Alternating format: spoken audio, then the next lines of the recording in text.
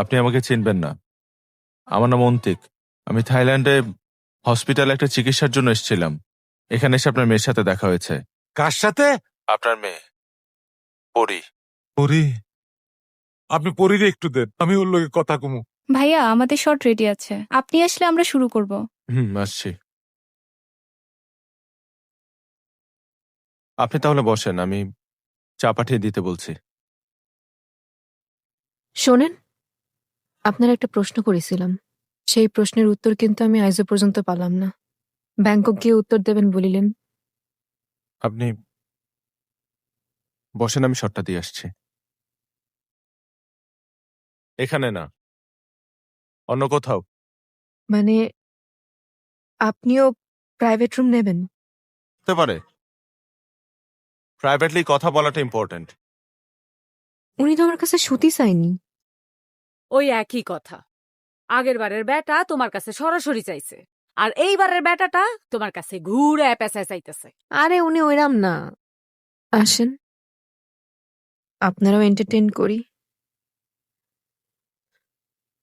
আপনারা সব পুরুষ তো একই রকম।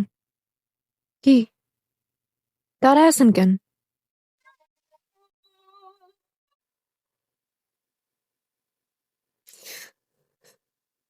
বাবা, কোনো উপায় ছিল না।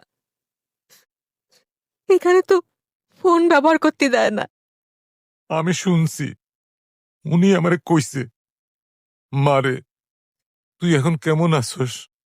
তোর খুব কষ্ট হইতেছে না মা? না না না বাবা, এখানকার মানুষ এত ভালো। নরম বালিশ, নরম বিছানা, আমার এরা অনেক আদর করে বাবা, অনেক সম্মান করে। আলহামদুলিল্লাহ, আল্লাহ ওনাকে বাঁচাইয়া রাখুক। আচ্ছা বাবা, আপনারা যে টাকা পাঠাই ওগুলো পান তো? টাকা তো আহে, কিন্তু তুই তো আহস না মা। বাবা, এখানে তো ট্রেনিং চলতেছে, শেষ হলেই চলে আসবানে। তাড়াতাড়ি চলে আইস মা, তাড়াতাড়ি চলে আইস। বয়স হয়েছে রে মা, এখন ঘন ঘন শরীর খারাপ হইতেছে, খবরের ডাক শুনতে পাইতেছি রে মা। আচ্ছা বাবা, ওনার ফোনের টাকা শেষ হয়ে যাচ্ছে, আমি রাখি।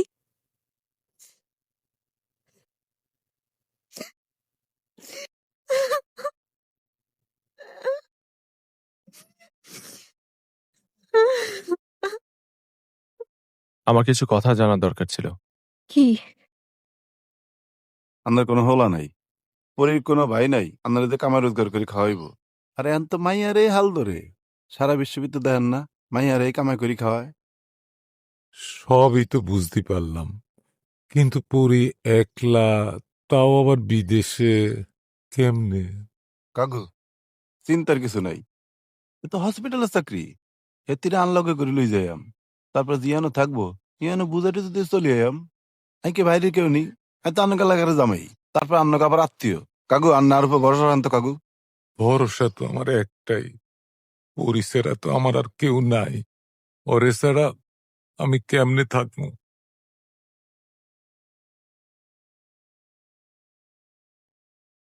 কি কইছি না, কত সুন্দর দেশ, কত বড় বড় বিল্ডিং। সেইরাম কিন্তু। একদম। ধর, সারাদিনে তো তোর মুখটা হুগাই গেছে, ধর খা। আরে হুম? খাচ্চা কিনলেই ডকডক করি বেকান খেয়ালা, পুরোটা খেয়ালা, ভাল লাগবো।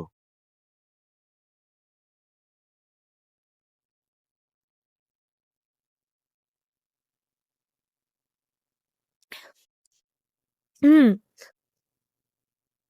কাম তো বস বাড়ি দিয়া লাইছি বস।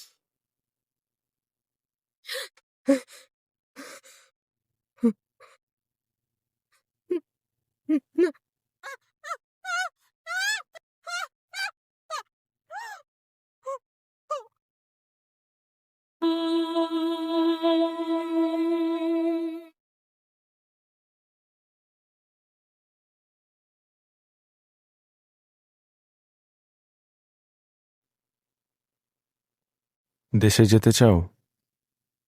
কিভাবে? যেতে চাও কিনা বলো।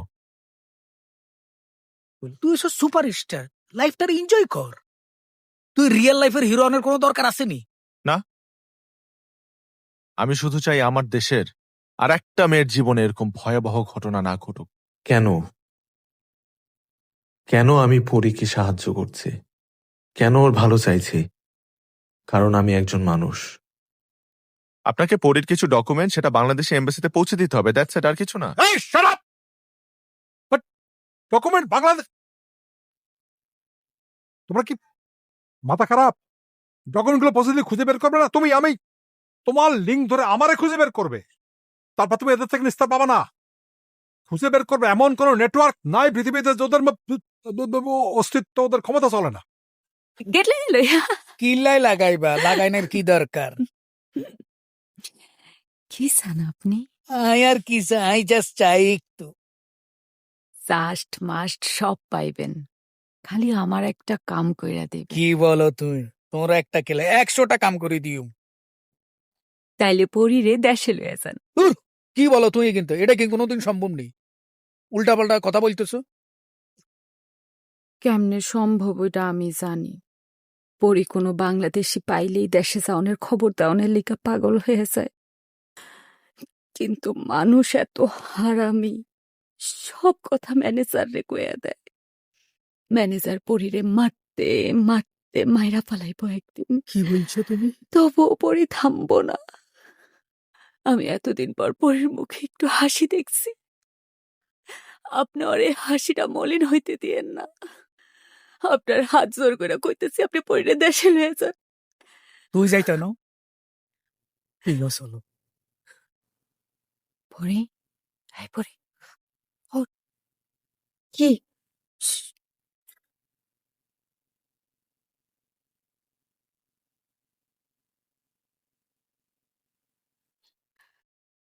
ওনারা বুঝালো।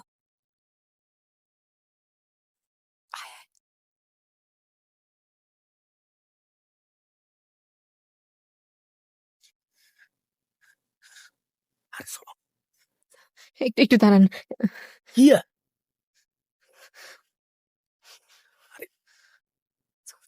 আরে বাবু রে, তাড়াতাড়ি চল, কেউ দেখি ফেলাই কত। ওরে অন্তিক, এরে অন্তিক, উঠ সাইকেল লাই, উঠ। এরে চল চল চল, উঠ উঠ উঠ। কোথায়?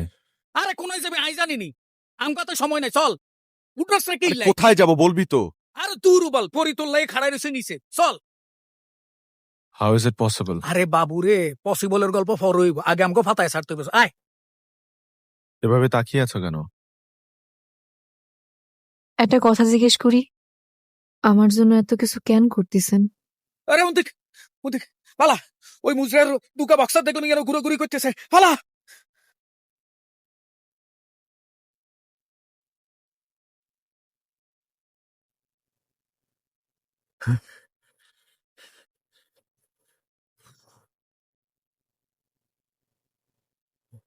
চলো চলো।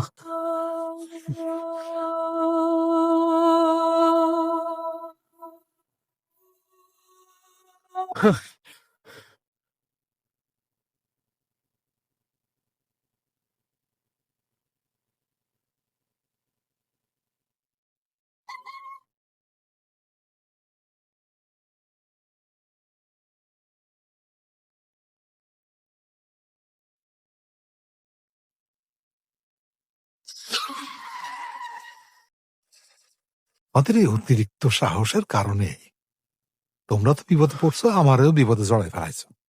Really sorry, wasn't intentional. আপনাকে জেনে শুনে এরকম বিপদে ফেলতে চাইনি।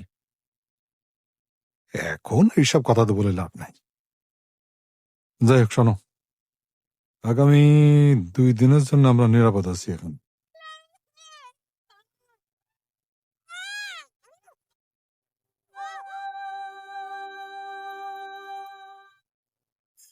পরে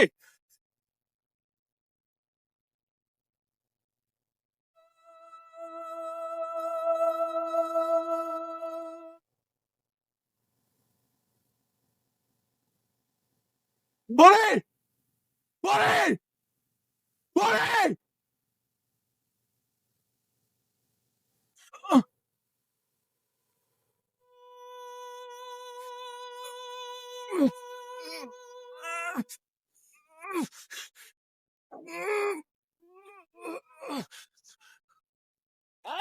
এই আমি সাঁতার পারি না।